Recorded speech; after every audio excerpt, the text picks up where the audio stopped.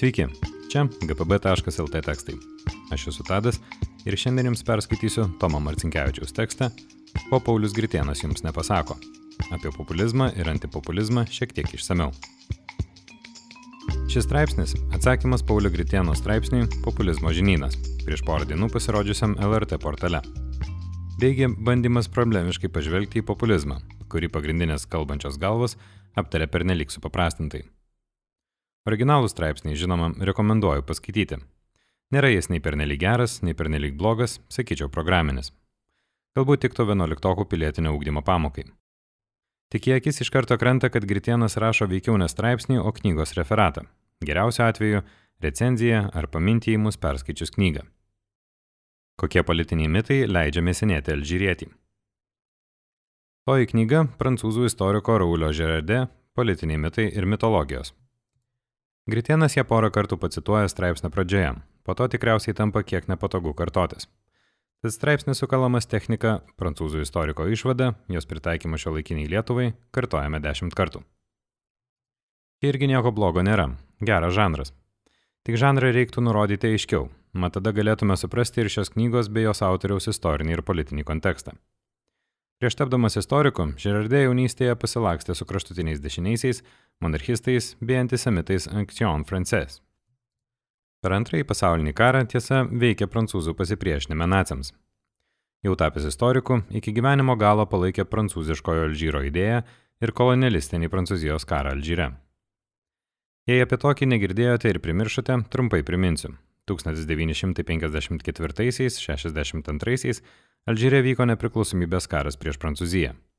Per jį žuvo iki 1,5 milijono alžyriečių ir virš 25 000 prancūzų karių. Prancūzų kariuomenė sistemiškai užsiėmė alžyriečių kankinimais. Tai 2018 metais pripažino ir Emmanuelis Macronas.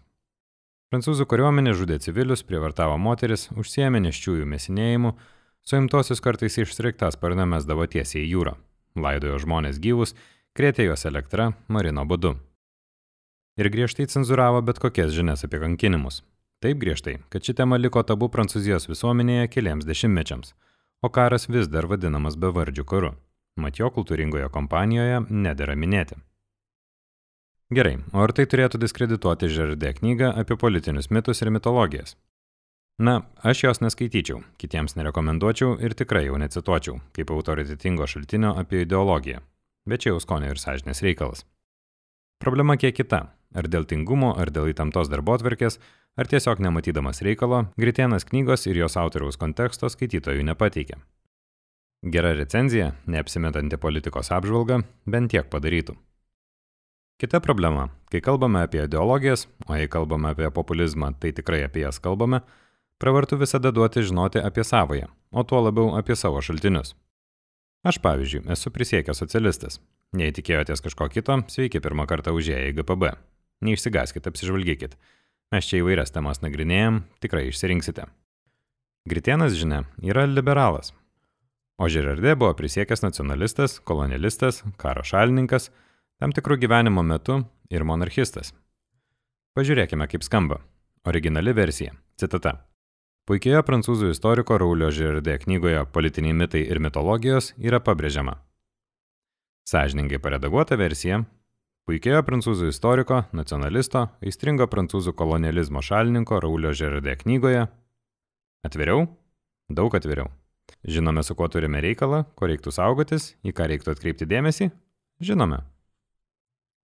Vėlgi, pabrėžiu, jokių būdų nesakau, kad Gérardė knygas reiktų dabar deginti prie bibliotekų ar visiškai netikėti nieko, ką jis, arba Gritėnas, rašo apie populizmą. Alžyriečių kankinimo palaikytojas taip pat gali pateikti ir pateikia gausybę gerų įžvalgų apie populizmą. Tik Pauliui Gritėnui, ant kiekvieno kampo kalbančiama apie kritinio mąstymo svarbą, reiktų nepamiršti kai kurių šio mąstymo principų taikyti ir savo. Žinok savo šaltinį ir atvirai jį pristatyk. Toks sakinys tikrai yra kritinio mąstytojo dekologė. Nėra tai toks keiksmažodis. O po ilgos, bet esminės priekabės apie patį straipsnį ir apie populizmo suvokimą Lietuvoje apskritai. Populizmą Lietuvos, kabutėse kultūringoji visuomenė, vaizduoja vienareikšmiškai, kaip baubą. Taip jis pristatomas ir jaunosiams galveliams tose pačiose pilietinio ugdymo pamokose. Kultūros ministerija ir jaunimo reikalų agentūra net stalo žaidimą Populistas finansavo. Jį galite rasti ir pažaisti bibliotekose. Viena vertus, toks populizmas, kokį regime dabartinėje Lietuvos ir Europos parlamentinėje politikoje, tikrai užknisa. Suprasti, kokiais mechanizmais jis remiasi, svarbu. Kita vertus, toks vienašališkas kalbėjimas turi kertinių spragų. Pirmoji – visiškas neįsigilinimas į sąvokos reikšmę ir jos istorinius bei geografinius kontekstus. Gritėnas irgi užsimena apie, citata, iš senovės Romos laikų kildinamą ir su brolių Grachų reformomis siejamą interpretaciją. Bet tik užsimena. O tai tiesą pasakius būtų daug įdomiau nei eilinis Vėgėlė ir Nausėda yra šūdas ir aš jums papasakosiu kodėl straipsnis. Trumpai priminsiu. Broliai Tiberijus ir Gajus Grachai antrajame amžiuje prieš mūsų erą gyvenę Romos plebėjai tribūnai siekė įvesti žemės reformą, apriboti privačių valdų kūrimą ant valstybinės žemės, padalinti žemės skurstantiesiems, įsteigti žemės priežiūros komisiją, kuri prižiūrėtų, kad valstybės turtų nebūtų piktnaudžiaujama.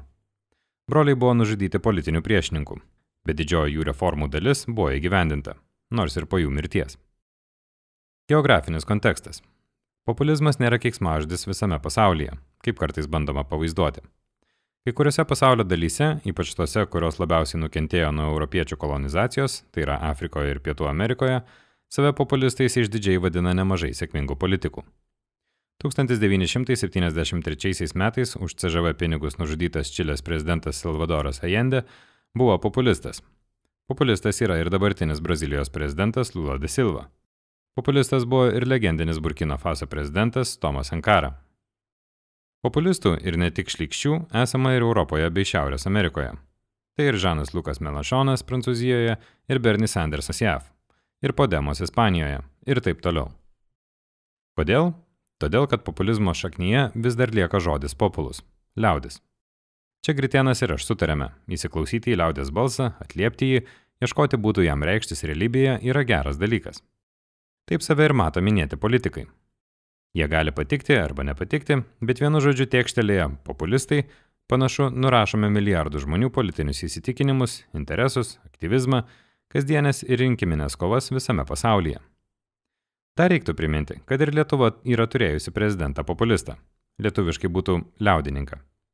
1926-aisiais neilgai prezidentavęs Kazys Grinius buvo vienas pagrindinių valstiečių liaudininkų partijos lyderių. Ir visai kaip ir Afrikoje ir Pietų Amerikoje, iš demokratiškai liaudės jam patikėtos pozicijos buvo pašalintas kabutėse nepopulistų perversmų. Antipopulisto žinynas. Citbūrė. Taip pasakyti, kad Vėgėlė ir Nausėda yra šūdas, reikia ir vertinga. Tik tam nebūtina griebtis Gritėnų ir protingiausiųjų mirusių kolonialistų išvedžiojimų. Užtenka pavyzdžiui vieno Vilniaus gatvių rašytojo. Nuotraukas užrašo ant tilto, nemenkinkim menkių, nelydėkim lydekų ir nekelkim nuo dugno vėgėlių. O to labiau, kokia yra alternatyva? Kuo daugiau kalbama apie populizmo baubą, tuo labiau ryškėja kita tos pačios monetos pusė – antipopulizmas. Jo net elitizmu rimtai nepavadinsi, mat viena iš elitizmo formų dar gali būti noras dalintis gerais, kabutėse elitiniais dalykais su liaudimi. O antipopulizmas – tai paprasčiausia nepykenta bet kam, kas yra nors kiek liaudiška, kas galėtų patikti plebėjams. Liaudės laikymas nebeišgelbėjamai durna, apkiautusi ir neverta klausytis. Ir nenori kalbos apie tai, koks baisus yra populizmas, be gilesnės labai realių bėdų, su kuriomis ta liaudis susiduria ir galimų sprendimų analizės, turi tik vieną esminį efektą. Jos maitina pasipūtusią, egocentrišką, kietakaktę ir dažnai tiesiog žiaurią antipopulistinę politiką. Jos pavyzdžiai, mano kuklia nuomonė, štai ši dabartinė konservatorių vyriausybė. Durkite pirštu į kurias nors žinias iš pastarųjų 3 metų ir pasirinkite citatą. Arba visi Šimašiaus savivaldybės viešieji ryšiai. Va tokie kaip šis, ant vėl nebestatomo nacionalinio stadiono tvoros. Tylėk būrė, tu Delfio komentatorių, runkelitų, antroji Lietuva tu. Tai aišku, kad pastatysim. Nuotrauka. Ant statybinės tvoros pririštas plakatas su Vilniaus savivaldybės logotipu, užrašas kabutėse didelėmis raidėmis. Netikiu, kad šį kartą pabaigs. Užrašas mažomis raidėmis žemiau – pabaigs. Pradedamos nacionalinio stadiono statybos. Tad jei Gritėnas surašė populisto žinyną, pasilinksminkime ir mes. Kaip atpažinti toksiškąjį antipopulizmą? Pirma. Antipopulistas geba iškreipusiai didžiuotis, kad yra nepopuliarus. Tai būdinga tiek dešiniai, tiek kairiai, bet labiausiai žinoma centrui. Nuo žodžių nepopuliarus sprendimas, geram antipopulistui padažnėja pulsas, ima švelniai prakaituoti rankos, išsiplečia vyzdžiai. Nėra labai svarbu, geras tai sprendimas ar ne, bet svarbu, kad jis beveik niekam, išskyrus patį antipopulistą ir saujelę palaikytojų, nepatiktų. Jei esi kairysis, nelysk iš pogrindžio, apsikrauk niekad neskaitytų zinų dėžėmis ir atsijunk internetą. Būk tikras, autentiškas ir nesumeluotas. Jei esi dešinėje, rėžk per pensijas, šerk liaudžiai karčias piliulės, pildyk visų tarptautinių bankų ir valiutos fondų reikalavimus, bet niekomet, Dieve sergėk, niekomet nedrįs padaryti ką nors gero saviems žmonėms. Antra, susikibkime už rankų ir padėkokime Dievui už status quo. Kaip tiesa anksčiau rašydavo, esama tam tikrų problemų, bet nepaisant to, strauni progreso banga mus visus neša pirmin. Jei kokiam runkeliui šudinais kaliošais kažkas nepatinka, lai važiuoja jis pas Putiną ir Lukašenką. Gyvename geriausiame iš įmanomų pasaulių, reikia tik džiaugtis ir kasdieną apvaizdai dėkoti. Pokyčiai? O ne, istorija pilna pokyčių, kurie atnešė tragedijas. Geriau nieko nekeiskime, išskyrus kai tarptautiniai fondai pareikalauja, nes dar ką nors sugadinsime. O jei jau reikia, tai kosmetiškai, inovatyviai.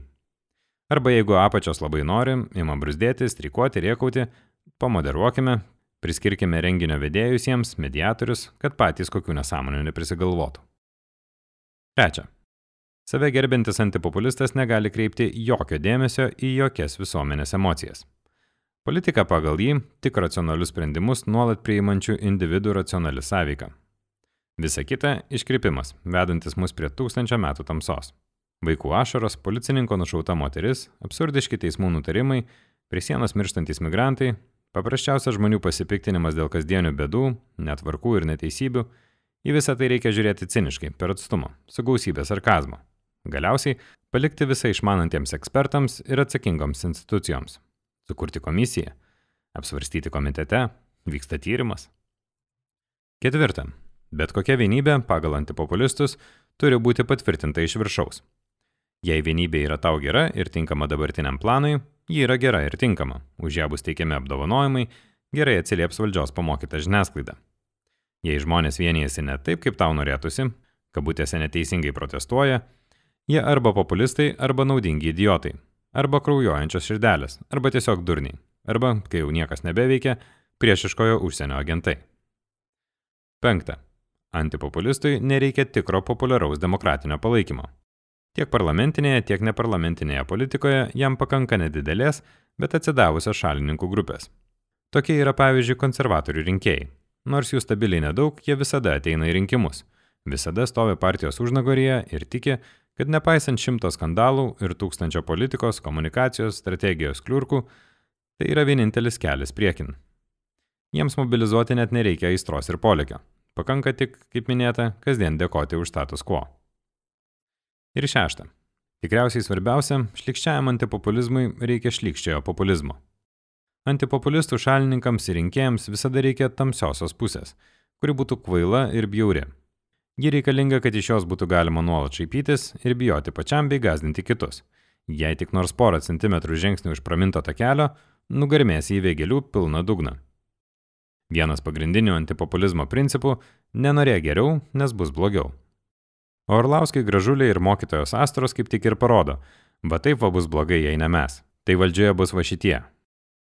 Tyrimai ir politologai mums jau seniai porina, kad būtent nusivylimas antipopulistinė, mūsų interesų neatliepiančia, tik savo pačiai įdomi, realių kasdienių problemų nesprendžiančia, PR-šikais lik skydais apsistačiusi, ekonominiais burtažodžiais ir mamiško tonų su mumis iš aukšto šnekančia, politika į viršų ir kelia Trumpus, Johnsonus, Orbanus, Vėgėles, Nausėdas ir Bolsonarus. Bet panašu tiek dauguma politikų, tiek kai kurie politikos apžvalgininkai vis dar tingi užsiimti šią problemą iš esmės. Nes žinote, tikriausiai tuomet reiktų pasiremti daugiau nei viena prancūzų nacionalisto knyga.